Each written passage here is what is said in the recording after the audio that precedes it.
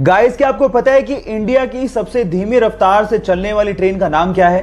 Don't worry, मैं आपको बताता हूं। सबसे धीमी रफ्तार से चलने वाली ट्रेन का नाम है मेट्टुपालयम ऊटी नीलगिरी पैसेंजर ट्रेन, जो कि मात्र 10 किलोमीटर पर आवर के हिसाब से चलती है, जो कि हमारे ही देश की सबसे फास्टेस्ट ट्रेन से लगभग 16 गुना धीमे चलती है। अब आप लोग सोच रहे होंगे कि इससे बढ़िया तो मैं पैदल ही निकल जाऊं, लेकिन ये ट्रेन इसलिए इतना धीमे चलती है क्योंकि ये ट्रेन पहाड़ों से होकर निकलती है। लेकिन जब आप इसकी सवारी करेंगे और बाहर का नजारा देखेंगे तो आप इतने मंत्रमुग्ध हो जाएंगे कि आप लोग ये शुक्र मनाएंगे कि ये ट्रेन इतना धीमे चलती है। क्या आपको इसके पहले तक इफेक्ट पता था? और अगर नहीं पता था तो चैट सेक्शन में लिखना मत भूलिएगा। अच्छी हैंडराइटिंग से आप किसी भी टीचर को इंप्रेस कर सकते हो, और कई लोगों ने बचपन में अपनी हैंडराइटिंग को ठीक करने के लिए कोशिश भी की होगी। कईयों ने ठीक कर ली होगी और कईयों ने टीचर से मार भी खाई होगी। लेकिन अगर मैं आपसे कहूं कि एक 8वीं क्लास की लड़की है जिसकी हैंडराइटिंग कंप्यूटर के फॉन्ट को भी मात दे दे, तो क्या आप विश्वास करोगे? जरा ध्यान से देखिए इस हैंडराइटिंग को। लड़की नेपाल की है जिसका नाम है प्रकृति मल्ला, और उसकी हैंडराइटिंग को दुनिया की सबसे खूबसूरत हैंडराइटिंग्स में से एक माना गया है। क्या आप लोगों को भी लगता है कि कंप्यूटर के फॉन्ट को भी मात देती है प्रकृति की राइटिंग? चैट सेक्शन में लिखना मत भूलिएगा। गाइस, आप लोगों ने कुछ हफ्ते पहले हुआ कराची का विमान हादसे के बारे में सुना होगा। उस विमान हादसे से ठीक पहले पायलट ने एक ऑडियो मैसेज दिया था कंट्रोल रूम में, और वो ऑडियो मैसेज वायरल हो गया था। उस ऑडियो मैसेज में वो पायलट बार बार कह रहा था मेडे मेडे मेडे, अगर आपने ध्यान से सुना हो तो।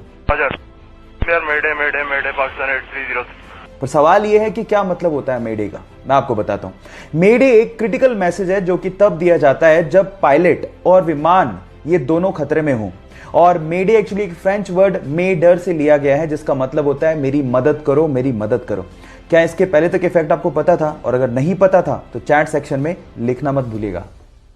गाइस, मान लो आप किसी वजह से अपनी कार में फंस जाओ और आपके सेंटर लॉकिंग सिस्टम की वजह से सारे कार के दरवाजे ऑटोमेटिकली लॉक हो जाएं और वो खुल नहीं रहे हो, तो उस सिचुएशन में आप लोग कार से बाहर कैसे निकलोगे? डोंट वरी, इसका भी एक हैक है, मैं आपको बताता हूं। उसके लिए आपको अपनी सीट के पीछे लगे डिटैचेबल हेडरेस्ट को पहले निकालना है, और उसके बाद उसकी एक टांग को किसी एक विंडो के कॉर्नर पे लगाना है इस तरह से, और उसके बाद उसको धक्का देना है, जिसके बाद वो जो विंडो है वो क्रैक हो जाएगा और उसके बाद आप उससे बाहर निकल सकते हो।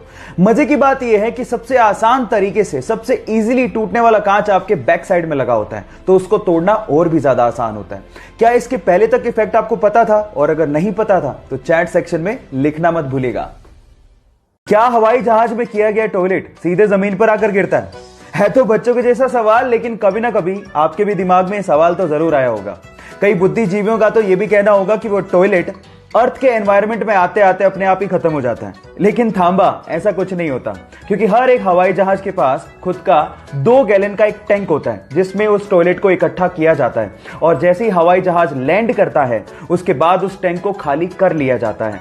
अब अगर अगली बार आपके सिर पे कभी पानी का टपका गिरे तो आप ये समझ लेना कि वो कम से कम हवाई जहाज से तो नहीं गिरा।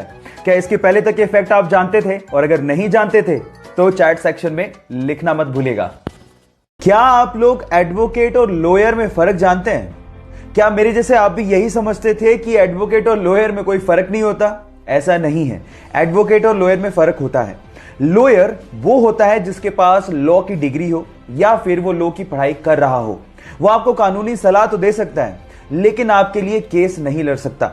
लेकिन अगर कोई lawyer bar council of India की एग्जाम पास करके वहां पे रजिस्टर हो जाता है तो उसके बाद वो आपका केस लड़ सकता है, क्योंकि उसके बाद वो एडवोकेट बन जाता है।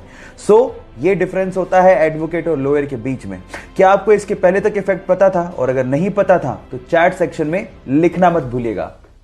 गाइज, आप लोगों ने अपनी जिंदगी में 3 स्टार या फिर 5 स्टार होटल्स के बारे में सुना होगा, मैं भी देखा भी हो।